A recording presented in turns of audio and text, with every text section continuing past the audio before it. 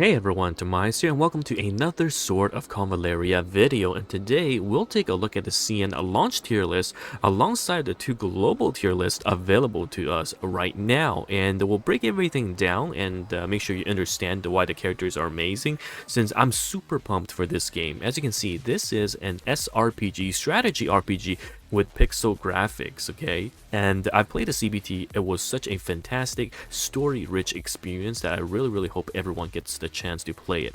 You can use my link down below to download the game now, and the game is set to fully release on the 1st of August. Now, with regard to the tier list, we'll look at the CN ones, the global ones, and also the future ones. That's right, the game has been released on the CN side for about 8 months, so we can take a look at some of these tier 0, tier 1 characters to see if they are still holding up. And as always, in my video for the tier list, we'll break down all of the top tier characters and go over their skill kits. We'll explain their capabilities and how they perform so that you understand the units a bit more than just their ratings and the letters next to their rankings. And without further ado, let's get things started. Now, huge shoutouts to the authors of the global tier lists, as they have both agreed to let me use them in this analysis. I'll leave the direct links to the tier list as well as the CN videos down below, so make sure you check them out. Now, starting us off in the tier 0 section, across every single tier, you can see there is one character that just stands out at the very top, and that is none other than our girl Gloria. You can see even 6 or 8 months down the line, she is still sitting in the tier 0 category, and she is just way too damn strong. She is so strong, in fact, that the developers dedicated an entire section of showcase to her during the pre-launch livestream. As you can see, this is Gloria, the Union of Knight States, a paladin defender type that is able to support the team while dish out some insane damage. She has two forms, the lance form as well as the sword form, and the lance form has her waving this flag. You can see absolutely gorgeous animation, I want to say again. Now, the flag waving passive gives the entire team some nice bonuses in terms of damage, stats, as well as movement speed and movement range. So a very good skill to have, and her Longinus thrust is a pretty far-ranged attack, while her Longinus brilliance is also able to empower the allies' attack, reduces damage taken, and regenerate the energy. So all of which allows her to do so much, and alongside her lengths of Longinus, which is a really big AoE attack, allowing her to transform into the sword form, and this is where she converts into a beast. The sword form Gale deals a single target damage and also extra damage the further she moves before striking, and the full moon is another beautiful AoE strike that deals really good AoE damage while providing some damage reduction. And again, she's able to switch back from the sword to the lance form by using the flag waving ability. Now, an absolute must-pull character, especially as one of the first rate up units available, so easier to obtain. Now, moving forward, looking at some other tier 0 units, one that definitely stands out among the rest is going to be Inanna, and as you can see, she is tier 0 across every single list alongside the future ones as well, 6 months down the line. And she is fantastic in the sense that she is able to heal your team passively. That's right, she has a heal that heals the lowest ally within a range, and is also able to summon princess guards, and the amount of allies being healed as well as the amount of princess guards summons will be increased as she starts up. So this is truly crazy in a battle where it's usually 5 or 6 per side versus the other team. She brings so much to the table. Now, the third and final SSR that is a tier 0 across every single tier list is going to be Beryl, and she is still tier 0 even to this day on the CN list as well. Now, taking a look at how she performs in game, she is an absolute beast when it comes to single target magic damage, and this is due to her core passive.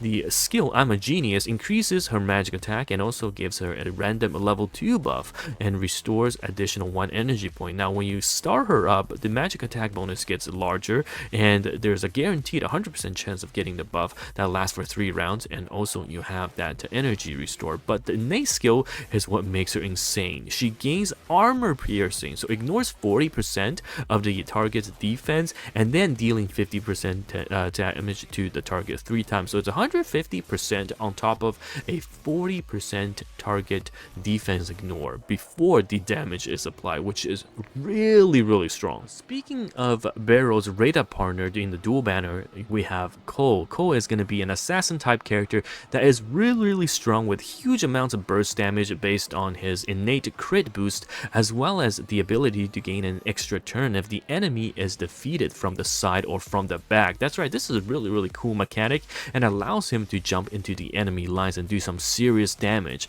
Now, looking at the tier list available, he currently sits in the tier 0 category on most tier lists at launch, but moving on as we go into the months ahead, month 6 or 8, he will be moved down to tier 0.5. Still extremely broken, but just not as potent as his initial performance, because you can see the passive skill Killer Instincts allows him to gain some really nice maneuverability buffs through jump, and also some additional physical attack and crit rate boost. And he also has the ability, like I said, to act again every few rounds as long as he's able to destroy the enemy from the side or the rear by defeating them. Now, the innate skill Stab deals additional physical damage. You can see 45% multiplier times 3, and also increases the critical hit rate. So you can see get the critical hit rate from the passive as well as the innate skill before casting. So it's really good as a skill kit. So, to quickly recap, we have just gone through the tier 0 characters for the game's launch, and starting us off was Gloria, the first rate-up character and the single rate-up banner character for the game's release, followed by Beryl and Cole, the concurrent dual banner rate-up character that will be available as well, and ending with Inanna, the character you probably use your selector on. Now, these characters are indisputably tier 0, and as you can see, pretty much the different tier lists are in agreement with that information. Even the future ones just has Cole moved down slightly.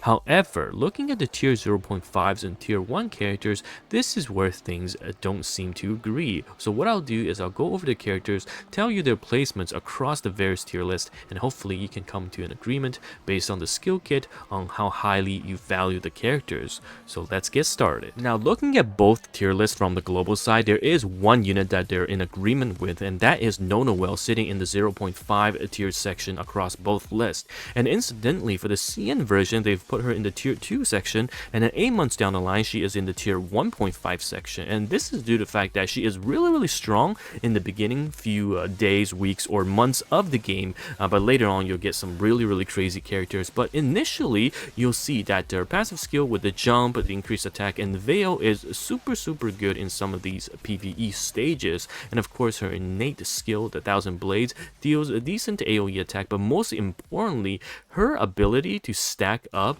debuffs as well as later on building infections and damage over time is definitely a way to allow you to cheese some of the boss fights. So this is the reason why she may be overlooked initially in the first testing stages of the CN launch, but we quickly found her to be quite strong versus certain content, and putting her in the 0.5 tier section is definitely worth it, as even later on she is into the tier 1.5 section. So for sure a unit that you want to build as well.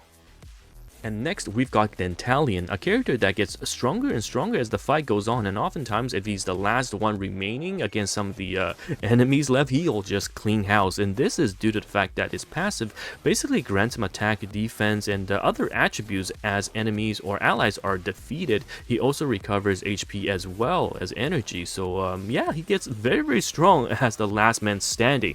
You can see here he sits in the tier 1 category for this global tier list, and in the tier 0.5 category and the loot and waifus tier list. And for the CN launch tier list, tier 0.5 and tier 1.5 into the future. So definitely a good investment. His skill, quick note here, this is using physical attack value as calculation for the multiplier, but he deals magic damage. Okay, so make sure you take a note of that. And of course, looking at the skills, all of his skills basically ensures that he is going to survive and be the last man standing, and he is going to gain a lot of HP, a lot of attributes, a lot of buffs as the remaining unit on the team, and just able to clean house after that. And the last tier 1 character we have from global side is going to be Magnus. You can see here he sits in the defender category as a tier 1 character, alongside being the tier 0.5 unit in the loot and waifus list. Now for the CN launch category, tier 1, not tier 0.5, and then for the future version of the game, he will be tier 2. Okay, so slightly worse in comparison to the two we saw earlier in Nonowill as well as Dantalion, but Magnus is still decent at release. His passive skill basically is a debuff aura. We'll be able to debuff the enemies within certain squares and debuff their attack and defense attribute, and also when he's attacking, his defense value will be added to his attack. So basically he is very tanky, but is able to dish out some heavy damage and debuff the enemy with his mountain collapse innate skill, so allowing them to be injured and isolating them so they don't get the aura buff from enemy ally forces. So yes, tier 1 here, tier 0.5 here, and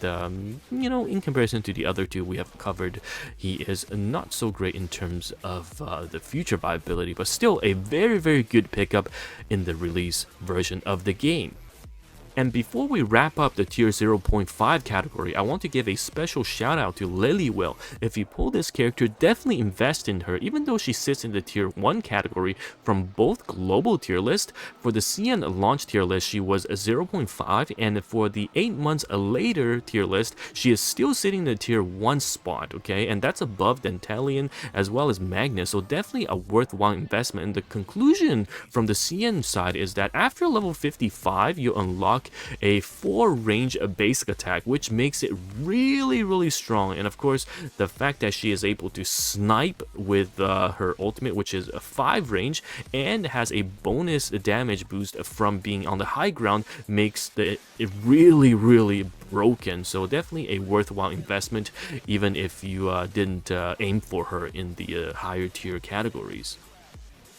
And a quick note about Samatha here, as she is tier 0.5 on this CN release tier list. It was a mistake, okay? And you can see she is tier 3 8 months down the line, and tier 1.5 for the global tier list as well, or tier 2 here even. So definitely not that worth it in comparison. And that's all we will cover in this video. I know I don't want to drag the tier list video too long, because for those of you that actually clicked on a tier list video, I know you guys are probably just interested in the tier 0 and tier 0.5s. And of course, we talked about Lilywill, who will have a bright future. Now for the tier 1s and below, you can see I'll link these tier lists down in the comment section so you can check them out. But personally for me, I mean, if you are interested, let me know in the comments and I can cover some of the unorthodox or less popular units. But for me personally, I don't think a person that clicked on the tier list video would want in-depth breakdowns for other characters that are not really used, and also these characters in the future are really on the bottom of the barrel in terms of their longevity, and even the non-SSRs aren't even really ranked. But yes, let me know your thoughts on this video. I'm very happy that this game is coming out in August, on August 1st, 2024. And again, you can use my link down below to download the game and try the game out yourself, because the CBT was so fun, and I'm going to play at release as well. And make sure you hit these creators up, the makers of these tier lists. They are fantastic. I've talked to both of them, and they have been super kind and helpful as well. And Loot and Waifu, he's from the Nikkei squad as well, so make sure you check him out. So thanks again guys for watching this video, and I'll have more guides coming out with the beginner's guide, the reroll stuff, and all that. So stay tuned to subscribe if you haven't, and I will see you in the next one. Goodbye now.